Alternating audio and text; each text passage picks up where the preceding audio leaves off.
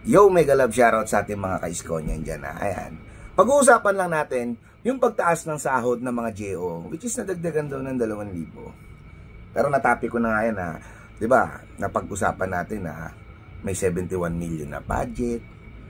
Pero hindi alam kung magkano, kung ilan yung taong idadagdagan ng sahod. Nandun na dumating tayo sa punto na bakit nakapaglabas ng 71 million na pondo para sa pagtaas ng sahod ng mga JO, tapos hindi alam kung ilang tao. Hindi naman sa ating galing yun. Wala naman ako.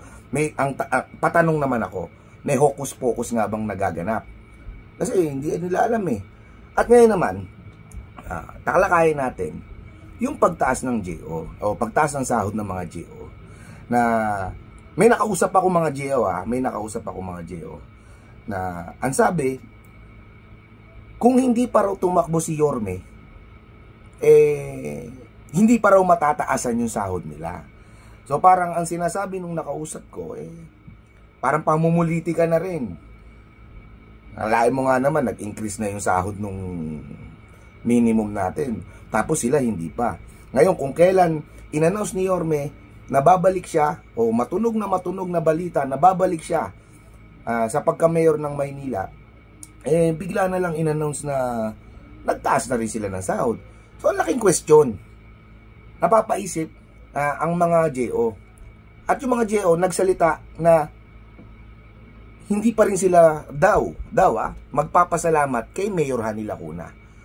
Magpapasalamat pa rin sila tulad ng dati kay Yorme Isko Moreno. Bakit kamo? Kasi parang araw pamumuliti ka. Ang pagpapasalamat nila kay Yorme. Kasi kung walang makakabagga na mabigat si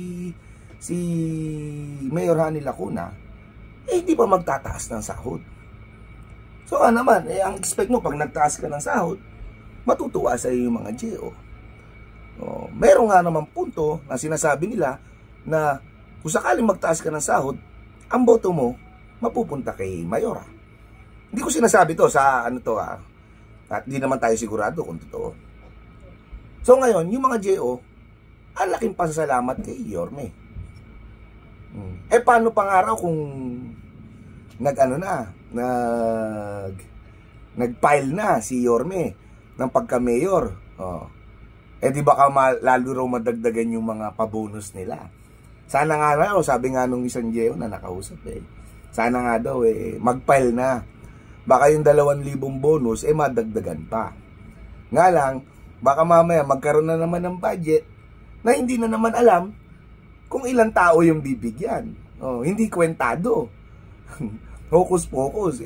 Sinasabi nila, sabihin na natin ganito, nabigyan nga kami ng bonus pero nabawasan daw yung pondo ng Maynila. Kasi, diba nga, hindi alam kung ilang JO yung mabibigyan. So, saan nga naman mapupunta yung so sobrang pera? Pirmado na. Ilalabas na yung budget. Di ba? Isipin nyo, pamumuliti ka ba to? Yung pagtaas ng sahod ng mga JO o empleyado ng Manila City Hall? Or talagang gusto niyang makatulong? Ako nagtatanong lang. Kahit ako, hindi ako sigurado sa mga sinasabi nila. Pero nakakapagtaka nga naman. Bakit hindi sinabay yung pagtaas ng sahod ng JO sa pagtaas ng minimum ng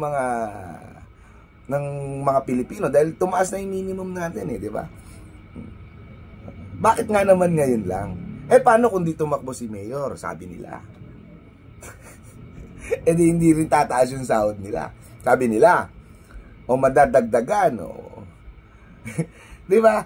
Yun yung malaking tanong. Ako, napapaisip din. Ako nag-iisip lang naman. Hindi naman ako nagbibintang. Baka mamaya, mag-iyakan na naman yung mga tao sa kabila.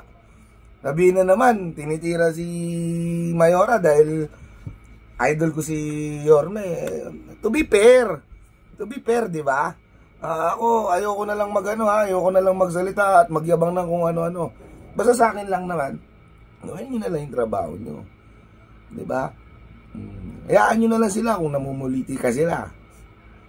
Sabi ko nga naman sa inyo, ilang buwan na lang, 6 na buwan na lang, botohan na. Pag bumoto na tayo ng tama, makikita na natin yung resulta. At alam naman natin kung sino yung patok dyan. Di ba? Kaya nga nag-iiyakan sila eh.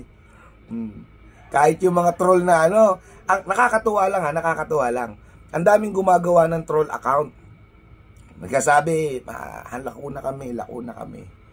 Tapos, syempre, tatadtaran nila yung like kay Mayor, ay kay Mayora, puso kay Yorme. Kung sino, mas maraming online survey. Diba, magugulat ka, mas marami yung kay Mayora. Pero, doon ka magtataka, yung mga nakikipagtalo sa comment section sa baba. Yorme ng Yorme yung sinisigaw nila. Sabi ko nga sa inyo, kahit 1 million troll account pa yan, yung mga supporter ni Yorme, hindi magpapatalo sa baba. At doon ka magtataka. Diba? Yung mga supporter ni Yorme na nagsasalita, walang troll account, real FB ang ginagamit. Sana maging parehas, patas at hindi magulong laban ang mangyari ngayon darating na eleksyon. Itong 2025 election.